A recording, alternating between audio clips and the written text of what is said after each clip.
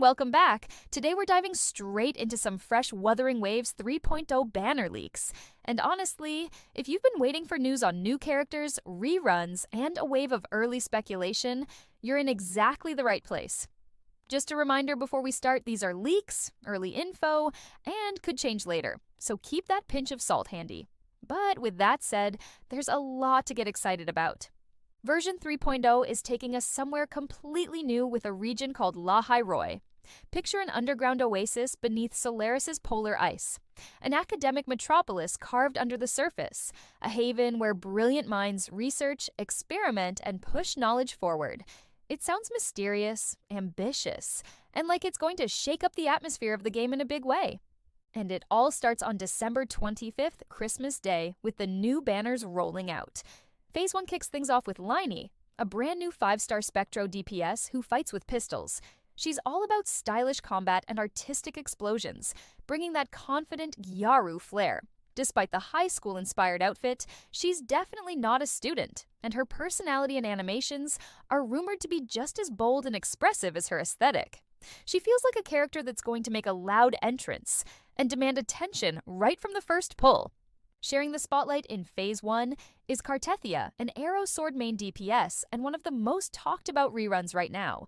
She's got 2 distinct modes, shifting from her normal state into her enhanced fleur-de-lis form when her Resonance Liberation kicks in. She's powerful, flashy, and if you missed her before, this might be your chance. There's even talk about a new skin arriving around 3.0, though nobody's certain if it'll drop exactly in this patch. Still, that possibility alone has a lot of players buzzing. And rounding out the first phase is Ciaccona, a 5-star arrow support and sub-DPS who fights with a pistol and brings something incredibly valuable to the table: arrow erosion. She increases the arrow damage enemies take, making her an enabler who boosts the whole team's output, especially in arrow-focused comps.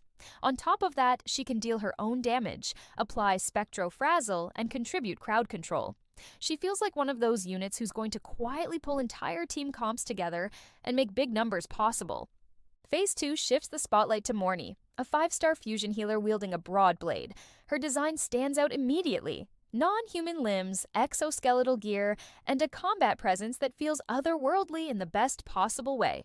It's not every day a healer steals the visual spotlight, but Mornye seems like she's going to have that kind of effect.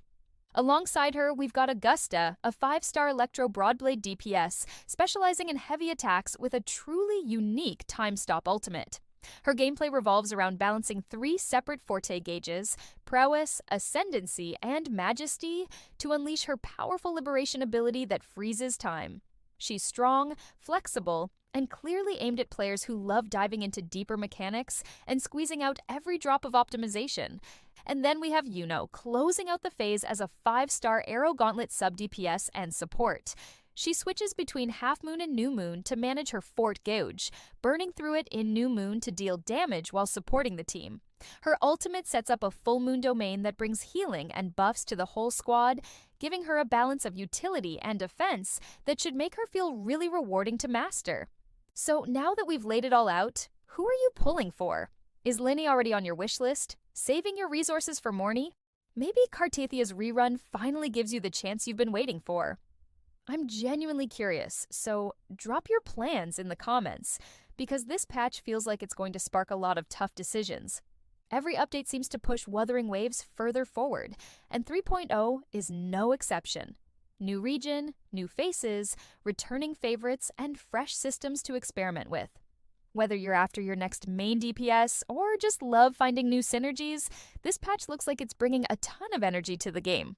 If you're feeling the hype like I am, make sure to like, subscribe, and hit that notification bell so you don't miss the next wave of updates.